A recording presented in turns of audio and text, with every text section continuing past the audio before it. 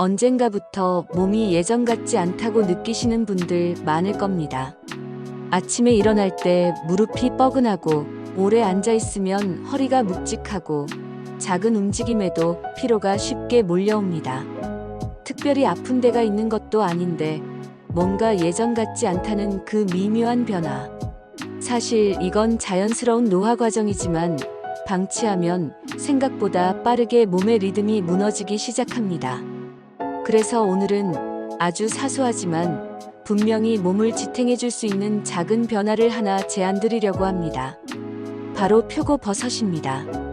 평범해 보이지만 알고 보면 몸의 기초를 다져주는 데 있어 정말 놀라운 힘을 가진 식재료입니다. 오늘은 왜 표고버섯이 60대 이후에 특히 필요한지, 어떤 식으로 섭취하면 좋은지, 그리고 매일 습관처럼 쉽게 식탁에 올릴 수 있는 방법까지 모두 소개해드리겠습니다. 그리고 이 영상이 도움이 되신다면 구독과 좋아요, 그리고 주변 가족과 친구들에게 공유까지 부탁드립니다. 작은 변화가 모이면 몸은 생각보다 훨씬 빠르게 달라질 수 있습니다. 표고버섯은 단순히 맛있는 식재료를 넘어서 자연의 면역제라고 불릴 만큼 몸을 지키는데 탁월한 힘을 가진 식품입니다. 그 핵심은 바로 렌티난이라는 성분에 있습니다.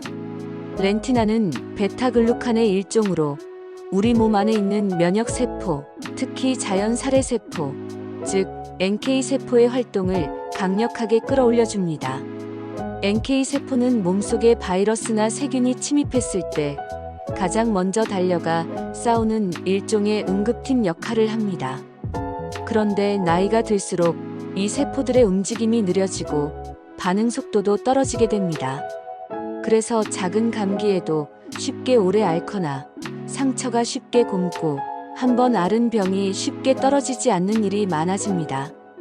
표고버섯은 이 면역 시스템을 조용히 그러나 분명히 다시 깨워줍니다. 꾸준히 섭취했을 때 몸은 예전보다 감기에 덜 걸리고 상처도 빠르게 아물고 작은 바이러스나 세균에도 예전만큼 휘청이지 않게 됩니다. 특별히 면역력이 약해진 걸 느끼셨던 분들이라면 표고버섯을 식탁에 올리는 것만으로도 몸의 바탕이 조금씩 탄탄해지는 걸 경험하실 수 있을 겁니다. 뿐만 아니라 표고버섯은 콜레스테롤 관리에도 아주 중요한 역할을 합니다. 표고버섯에 들어있는 에리타데닌이라는 성분은 혈액 속 나쁜 콜레스테롤을 낮추고 혈관벽에 들러붙은 노폐물을 청소하는 데 도움을 줍니다. 콜레스테롤이 높아지면 혈관이 점점 좁아지고 딱딱해지면서 고혈압, 심장병, 뇌졸중 같은 위험이 커지는데 표고버섯은 이런 변화를 조용히 막아주는 든든한 지원군이 되어줍니다. 고혈압약이나 고지혈증약을 드시고 계신 분들에게도 표고버섯은 부드럽게 식사 속에서 혈관 건강을 도와줄 수 있는 자연스러운 보조가 될 수 있습니다. 물론 단기간에 눈에 띄는 변화가 일어나진 않습니다. 하지만 하루하루 식사 속에 표고버섯을 포함시키는 것, 이 작은 습관이 1년, 2년 쌓였을 때 혈관의 나이를 늦추고 병원 검사 수치에서 조용한 변화를 만들어낼 수 있습니다. 약에만 의존하지 않고 식사로 몸을 돌보는 방법, 그 출발점이 바로 이런 작은 실천에 있습니다. 또 하나 중요한 점은 표고버섯이 골다공증 예방에도 아주 훌륭한 식재료라는 사실입니다. 나이가 들수록 뼈는 서서히 약해지기 시작합니다. 특히 폐경 이후 여성분들은 급격히 뼈의 밀도가 낮아지면서 골다공증 위험이 크게 증가합니다. 문제는 뼈가 약해지는 과정이 겉으로는 아무런 통증 없이 진행된다는 겁니다. 넘어져서 뼈가 부러지거나 허리가 눌리고 키가 줄어드는 등의 증상이 나타났을 때야 비로소 문제를 알게 되는 경우가 많습니다. 그래서 예방이 무엇보다 중요합니다. 여기서 비타민 D가 핵심입니다. 비타민 D는 단순히 영양소 하나가 아니라 칼슘이 뼈로 제대로 들어가게 도와주는 일종의 문 열쇠 역할을 합니다. 아무리 칼슘을 많이 섭취해도 비타민 D가 부족하면 칼슘은 뼈에 머무르지 못하고 몸 밖으로 빠져나가 버립니다. 그런데 햇빛을 통해 자연스럽게 비타민 D를 합성하는 건 나이가 들수록 점점 어려워집니다. 피부가 얇아지고 야외 활동이 줄어들기 때문이죠. 이럴 때 식사 속에서 비타민 D를 채워야 하는데 그 중에서도 햇볕에 말려 건조한 표고버섯은 비타민 D가 풍부하게 들어있어 아주 좋은 보완책이 됩니다. 매일 어렵게 챙기지 않아도 밥을 지을 때 쌀과 함께 말린 표고버섯을 넣거나 국이나 찜, 요리에 자연스럽게 활용하는 것만으로도 뼈 건강을 위한 든든한 기초를 마련할 수 있습니다. 게다가 표고버섯은 식이섬유 역시 매우 풍부합니다. 60대 이후에는 장의 운동성이 약해지면서 소화 속도가 느려지고 배변 활동이 예전만큼 규칙적이지 않게 됩니다. 그 결과 속이 더부룩하고 변이 무르거나 굳는 불편함이 자주 나타납니다. 이런 장의 변화는 단순히 불편함을 넘어서 몸속 독소가 제대로 배출되지 못하고 쌓이게 만들어 전반적인 컨디션 저하로 이어지기도 합니다. 표고버섯은 이런 상황을 자연스럽게 개선하는 데 큰 도움을 줍니다. 표고버섯에는 수용성 식이섬유와 불용성 식이섬유가 균형 있게 들어 있습니다. 수용성 식이섬유는 장 속에서 수분을 머금고 부풀어 오르면서 부드러운 배변을 돕고, 불용성 식이섬유는 장벽을 자극해 장 운동을 활발하게 만들어줍니다. 이 두 가지가 함께 작용하면 변비가 완화되고 장내 환경이 건강하게 정리됩니다.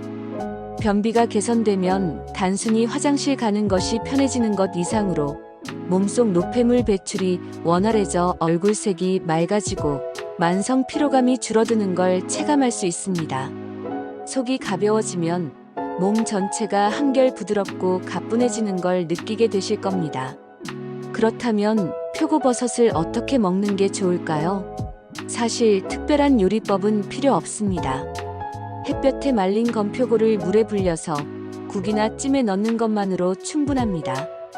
밥을 할 때 쌀과 함께 불린 표고버섯을 넣어 표고버섯밥을 지어도 좋고, 간장 양념에 졸여 반찬으로 만들어도 아주 훌륭합니다. 국물 요리에 살짝 넣으면 깊은 맛이 우러나고, 나물 무침에 살짝 데쳐서 활용해도 담백하고 고소한 맛을 즐길 수 있습니다. 어렵지 않게 습관처럼 식탁에 올릴 수 있는 식재료입니다. 한 가지 주의할 점도 함께 기억해 두시면 좋습니다. 표고버섯은 매우 좋은 식재료지만 생으로 대량 섭취할 경우 드물게 알레르기 반응이나 가려움증 같은 부작용이 나타날 수 있습니다. 특히 평소 알레르기가 있거나 피부가 예민한 분들은 처음에 표고버섯을 날 것으로 다량 섭취하는 것은 피하는 것이 안전합니다. 가능한 한 살짝 익히거나 데쳐서 드시는 것을 추천드립니다. 가볍게 조리하는 것만으로도 표고버섯에 함유된 주요 영양소는 그대로 유지되면서 혹시 모를 알레르기 위험은 크게 줄일 수 있습니다. 또 한 가지, 표고버섯은 식이섬유 함량이 꽤 높은 식재료입니다. 식이섬유는 장 건강에 매우 이롭지만 평소 섬유질 섭취가 적었던 분이 갑자기 많은 양을 한꺼번에 드시면 오히려 소화에 부담을 줄 수 있습니다.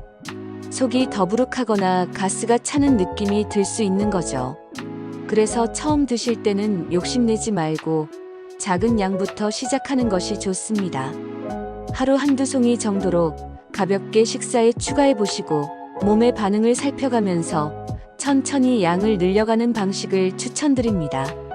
몸은 서서히 적응하는 걸 좋아합니다. 급격한 변화보다는 천천히 조금씩, 그렇게 표고버섯을 일상에 자연스럽게 스며들게 하시면 소화기관에도 부담 없이 온몸이 부드럽게 반응하는 걸 느끼실 수 있을 겁니다. 표고버섯은 단순히 맛있는 재료가 아닙니다. 하루하루 조금씩 몸을 회복시키고 노화의 속도를 늦추며 면역력을 다시 끌어올리는 아주 실용적인 자연의 선물입니다. 거창한 건강식품을 찾기 전에 오늘 저녁 밥상에 표고버섯 한 송이부터 올려보세요. 작은 실천이지만 시간이 지나면 몸이 확실히 달라진다는 걸 느끼실 수 있을 겁니다.